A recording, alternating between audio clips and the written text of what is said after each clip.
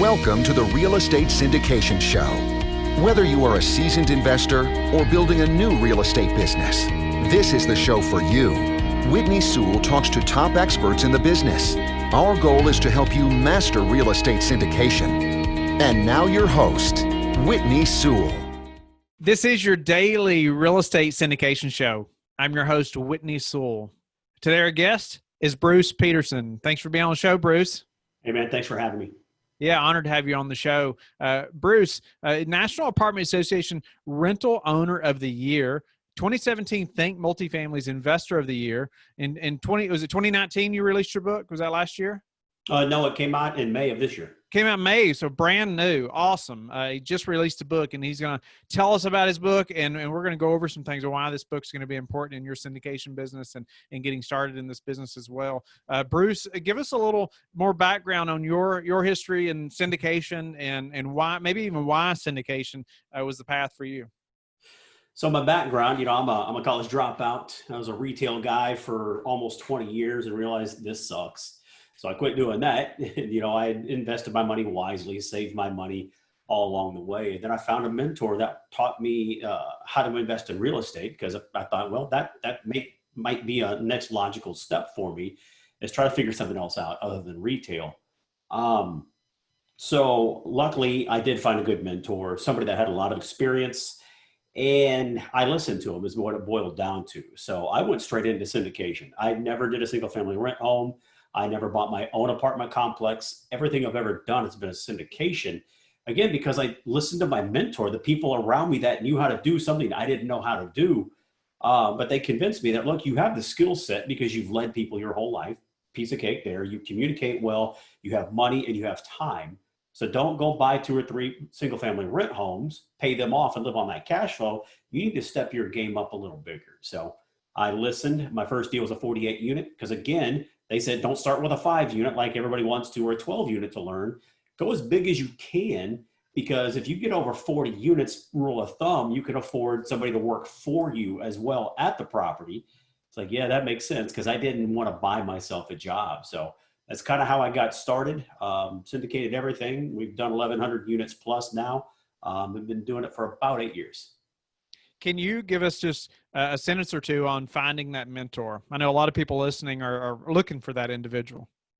So I just started doing some Google searching. First of all, I reached out to my personal network, just friends and family. Hey, who do you know that invests in real estate that would be willing to, I'll pay them.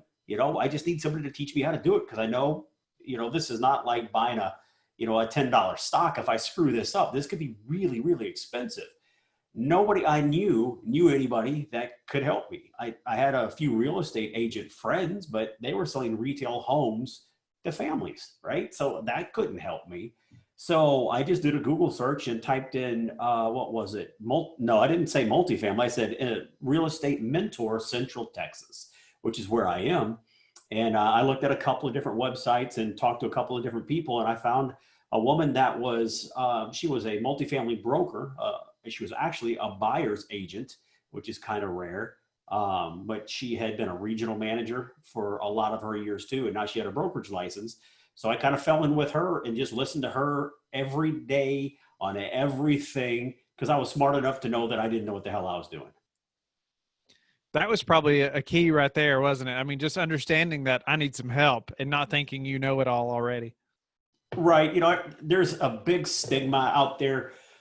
The word guru gets thrown around a lot, and everybody kind of recoils when you say guru. And she wasn't a guru. She was a coach or a mentor. I think everybody should have a mentor. You're going into something that is very expensive. There's a lot of risk and there's a lot of stress, and you try to do that on your own. I just think that's a horrible idea, and maybe not a recipe for disaster, but you're definitely upping the odds of having something disastrous happen. So I think everybody should have a coach or a mentor. Maybe more than one. Absolutely. I believe that fully too, because people will have different outlooks, have different experience levels. So I have lots of mentors in my life. I still have people that I call out to when something comes up in the apartment industry. And I've been doing this for a while, but you're always going to learn from other people. But I've got people, in my financial life. So yeah, lots of mentors, lots of models, I think, as Tony Robbins called it. But yeah, lean on smarter people than you always. So, give us a maybe the reasoning behind the book, kind of your purpose and, how you're helping others in writing this book, what that's going to tell us. And let's dive into that a little bit. All right. So the book, I felt I had to write it. And I know that sounds probably cheeseball and all that, but I felt I had to write it. I've mentored people in real estate syndications for 7, 8, probably 6 or 7 years now. What I kept noticing is that everybody would get into this or, start down this path thinking, oh, this is super simple, right? I understand spreadsheets. And, nowadays it seems like everybody's being told, or at least went there themselves, that, I can only raise about $4 myself. I don't know anybody, but if I do a deal and I bring 100 people, that's an exaggeration, but multiple people into a GP, we can all raise $4 a piece, and then we can go out and do this. So people think it's a lot easier than it is, because you'll have people at these traveling road shows, at these 2-day free weekend events, or very limited dollars to be paid, but they're just trying to bump you into a coaching program. Again, there's nothing wrong with a coaching program, but they're trying to sell you something. So if somebody's trying to sell you something, they're going to not give you all the warts necessarily. They're going to tell you how great it is and how if you join my program, you're going to be rich tomorrow. I work at 7-Eleven today, but tomorrow I'll be worth $14 billion.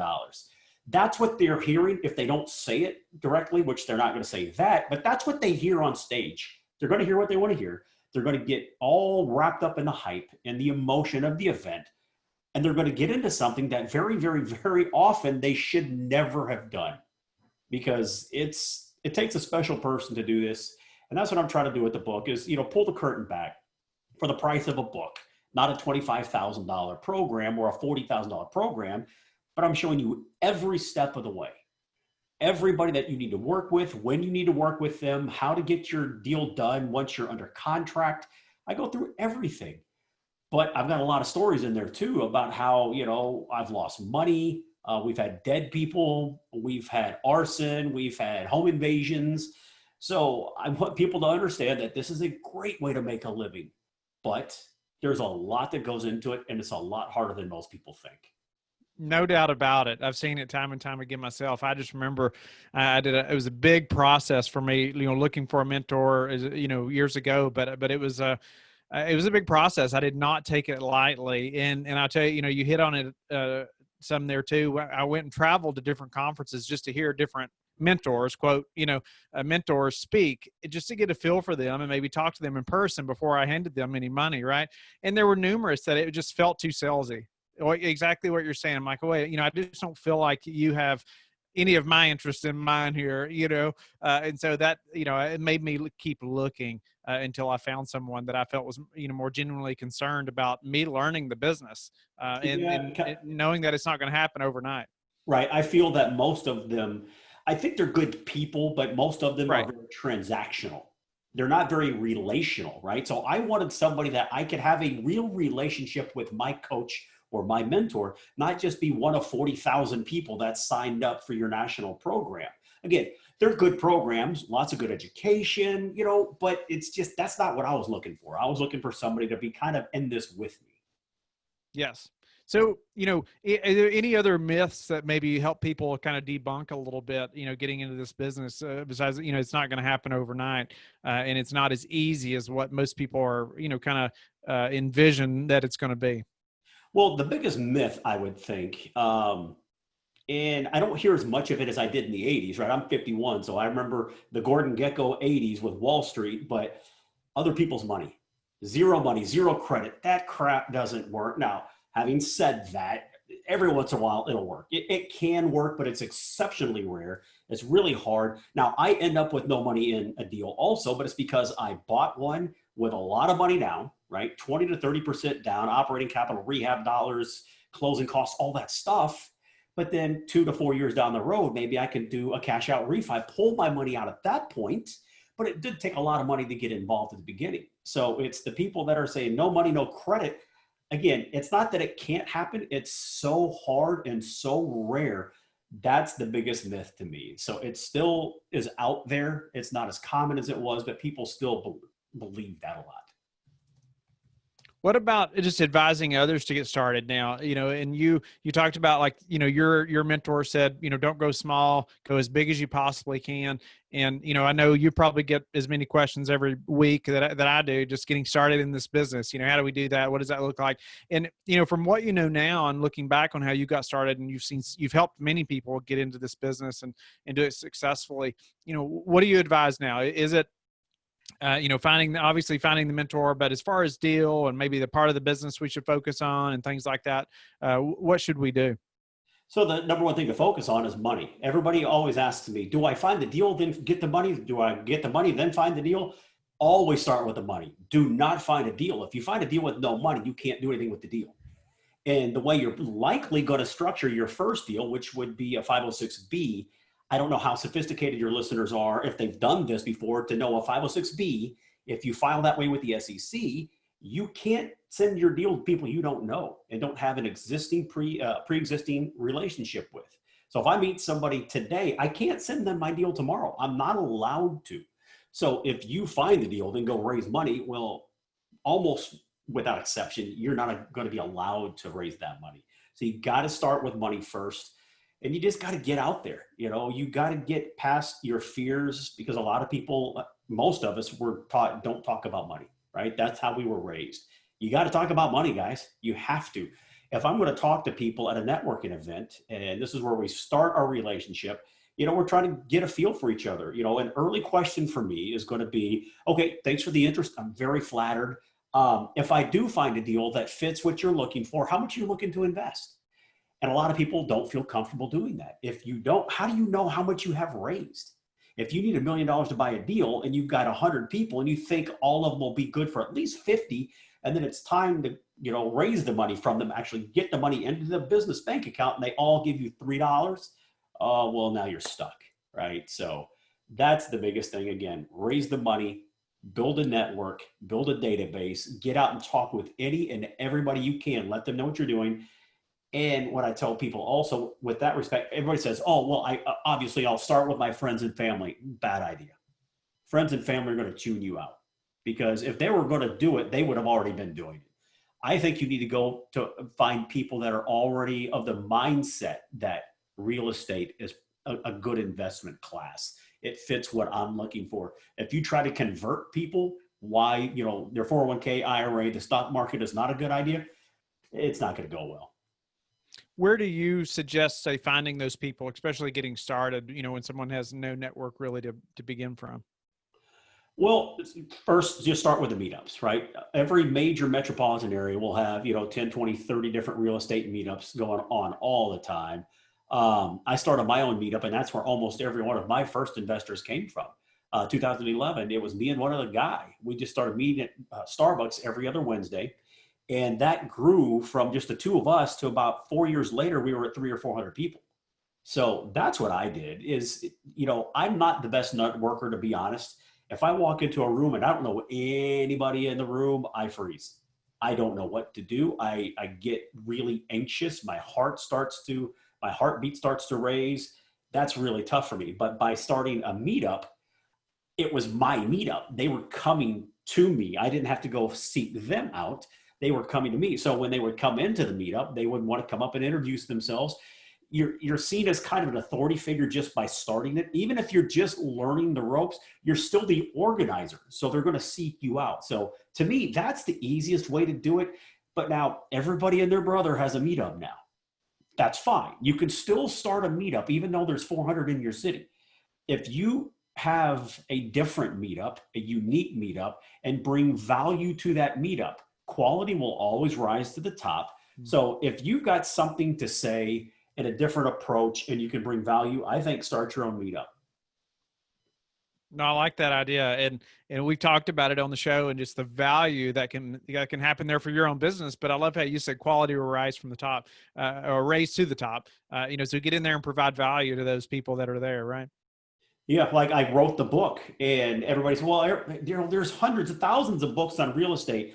Well, if you've got a different message or you have something of value to say and you can communicate well, write the book, start the podcast, start the meetup, do whatever you want to do. Don't let the fact that other people are doing it, dissuade you from doing it, because you'll never get anywhere that way. For sure. No, I'm a walking testimony of that right there myself. So I couldn't agree with you more there. Get out there and make it happen. So now, you're starting a meetup. What were some success tips to your meetup? I mean, 300 to 400 people, in a few years, that's a pretty successful meetup. And I think you said you raised capital for your first deal out of that meetup. Is that right? Absolutely. So the way it grew pretty quickly. I just aligned myself with other meetups, other investing groups, and would just let them know that, hey, I'm here at this event with you, but hey, I'm doing my own thing over here on the side. No pitch. I'm not selling anything. I want to talk about real estate. I'm trying to learn it. I love what I'm learning. So I just like to sit and talk with people. So, I would gather people from all these other events that I went to. And again, it just mushroomed. People would reach out to me, say, hey, I heard. I never even talked to them. I heard. So that network effect really started to kick in, and it grew very, very quickly. So, Bruce, what's been the hardest part of the syndication journey for you? The hardest part, well, let's put it this way. The hardest part for most people is understanding how to be transparent, get out in front of things that come up, because things are going to come up. No matter what you do, something's going to happen. Like I said, I bought a property not expecting to find a dead guy in my pool one day, but I found a dead guy in my pool one day. That's not easy. That's probably the most difficult thing for most people, is to deal with being transparent, being a stand-up person, communicating, even when it's not fun to communicate.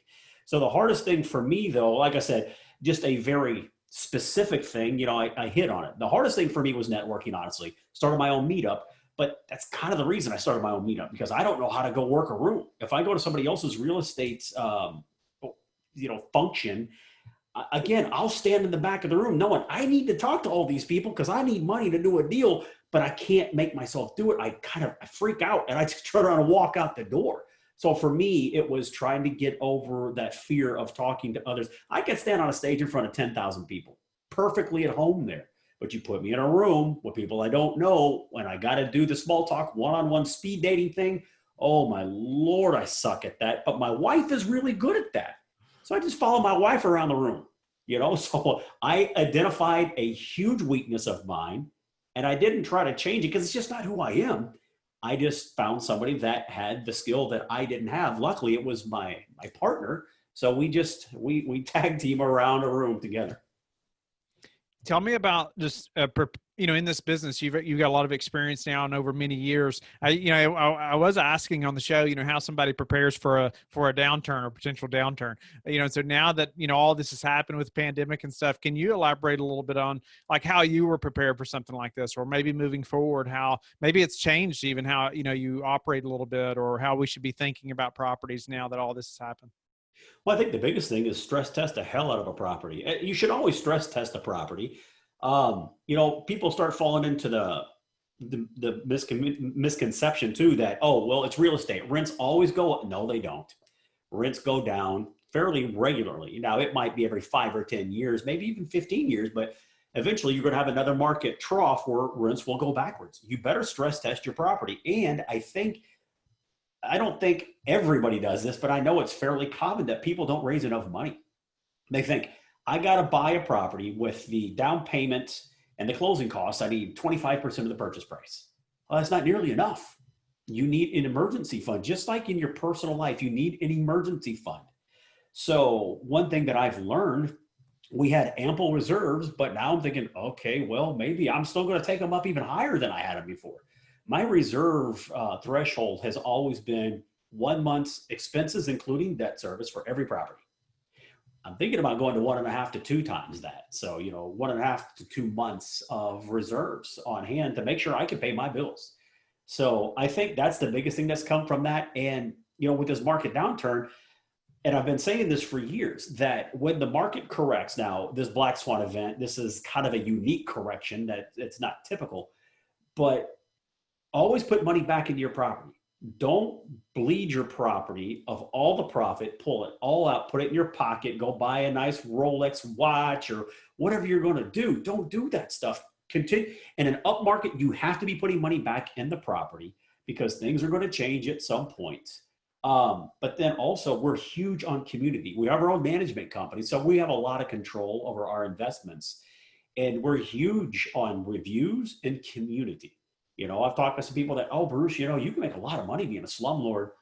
Shut up. Just get away from me. That is of no interest to me at all. And I stopped talking to those people. I'll walk away in the middle of the conversation, because the slumlord is really struggling right now because you've treated people like crap, for the 5 to 10 years of flush times that you had. And now when you might need a little bit of understanding and residents to maybe work with you a little bit, they're not going to. They're going to leave you, or they're going to dig in and not pay you anything, even though they can, because they know that you probably can't evict them no matter what for a little while.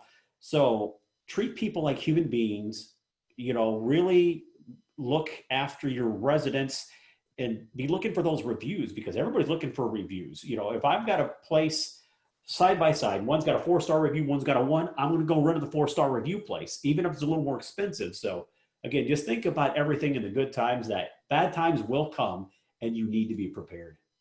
What's a way that you've recently improved your business that we could also apply to our syndication business? So I guess the most obvious thing, we just implemented an investor portal, right? So we're talking about the syndication business, not the apartments, but we, started up with InvestNext, and it made it a lot easier for us. So now everything that we do gets posted into the portal. We make payments out of the portal for our distributions. We raise money, it goes through the portal. So it's made it's a one-stop shop. If you're invested in 2, 3, 4, 5 deals with us, well, all of your deals are right there on that one portal. You can see all of your return metrics. You can see everything. So that's been the biggest thing, but that comes with scale. Because if you have a 24 unit for your first deal, you can't afford to pay somebody $1,500 a month to have a portal. It's expensive, but when you do get scale, it makes things a whole lot better and easier. When I first started, I was doing everything Gmail. Gmail's fine for some things, but now we have a full-fledged CRM on top of InvestNext. InvestNext has their own CRM, but we also use ActiveCampaign. So we've digitized most everything. We've automated most everything. We're set up with DocuSign. And so it's a lot of technology that has made a big difference for us. Nice. We also use InvestNext. I can't recommend them enough. Give them a little plug here. And just so listeners know, in case you haven't heard, you can go to our website, LifeBridgeCapital.com. There's a recommendations page, and I actually have a link there where you can get more information about InvestNext. So I'm glad you brought them up. Yeah, they're great guys, and they've been super helpful to us as well. So, what's your best source of meeting new investors now? This really, I wrote a book, right? So that's a big deal, but not everybody's going to write a book because a lot of people are starting out on this. So you don't have a lot of knowledge, but it was writing the book and, showing up on everybody's podcast. I think you've got a pretty good reach, but even if you're a brand new podcast and I'm going to be your first guest, I just like talking about this stuff. And the more people I can get out there and talk to about this, the more people are going to know me. My job at the end of the day is to deliver returns to investors, yes, but it's really raising money. That's my job. I am a professional money raiser. I can make, this is my cheese ball line. I can make a lot of people a lot of money, but if I can't raise any money, I can't make any money for anybody, right? So I just got to get myself out there. So I do every podcast that comes up. Glad to do it. Again, it's fun. But I just stay engaged and I go to other people's meetups. I have my own meetup. I started a second one. We're kind of in lockdown right now, maybe until July or August. But yeah, just stay active constantly. How do you stand out amongst all the other operators in the industry? Well, again, I think I put my tenants, what I really do is I put my employees first, right? Again, I have a management company, so maybe it's a little unfair in that respect, but I put my employees first. They are more important than anybody, including my residents, right? It's a Herb Kelleher thing from Southwest Airlines. Make them the most important people in my world, and they will take that down to the residents. So that's the biggest thing right there. We kill ourselves to help them with a balanced lifestyle.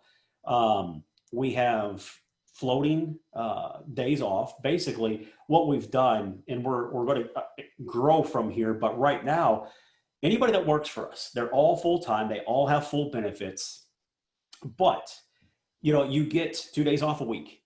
Once a month, everybody gets a floating day off, and they can take it whenever they choose, right? So if I wake up this morning and I think I'm having a bad hair day, I don't want to go to work, call your boss, as long as nobody else is, claimed that day, so to speak, and there's no big major project going on, then just don't go to work. So that's an extra 12 days off that somebody gets. Now, if you don't use it in that month, you don't get to carry it forward and bank these things. But again, I just gave you another, 2.5 weeks off on top of their already 2 to 4 weeks of vacation time. So, we're working toward a 4-day work week, and COVID-19 is showing us that, that's probably very doable. So again, we're doing a lot of things that a lot of people would think, that's ridiculous. No, you can't do that. You can't justify. Yes, I can, because people want to work for us. They don't want to leave us because they know we have their back and we're always in this looking out for them. What's the number one thing that's contributed to your success? I honestly think it's a willingness to give back and help anybody with anything. I'll help anybody. I had a guy talk to me one day on a conference call. Didn't know he was recording me at the time, but he was. He said, Bruce, look, you just gave me 35 minutes of your time, or 25, whatever it was. Yeah. I said, you wanted to have a conversation. I'm glad to have a conversation. Well, you just helped me with all kinds of stuff. You gave me actionable ideas, and for nothing. Why do you do that? It's like, because if I give to you, it doesn't take from me. I feel it makes me stronger and better, because eventually somebody's going to have a question. Who do you know for? Bruce can probably help you with that. So, it's the whole karma thing. I'm always trying to help other people. And then selfishly, I want to help as many people as I can have the life that I have, because the more people that have the life I have, the more cool people I get to run around and play with. I don't have to go to work 40 to 60 hours a week and punch a time card and sit in a cubicle all day. And I want more people to have that same lifestyle. So when we go to Park City for 1 or 2 months and every summer, I can bring other friends along with me. So that's it. I want to help everybody I can, and not ask anything in return. Awesome. And I usually always ask too how people like to give back, and I think you answered that very well. If there's anything you'd like to add to that, please do, but also tell people how they can get in touch with you and learn more about you and your book. So apartmentguy.com, right? So it's apt-guy.com. The landing page will be all about the book. It'll give you some insight into what it's really about. Again, it's just pulling back the curtain on what syndication really is and all the steps involved. And if you want to do it after you read the book, great. If you don't, that's good too, because maybe I saved you from making a $10,000 to $20,000 mistake. So the website is a good one. Then Instagram and LinkedIn, just look for apt.guy or the Apartment Guy. Thank you for listening to the Real Estate Syndication Show, brought to you by LifeBridge Capital. LifeBridge Capital works with investors nationwide to invest in real estate, while also donating 50% of its profits to assist parents who are committing to adoption. LifeBridge Capital, making a difference, one investor and one child at a time. Connect online at www.lifebridgecapital.com for free material and videos to further your success.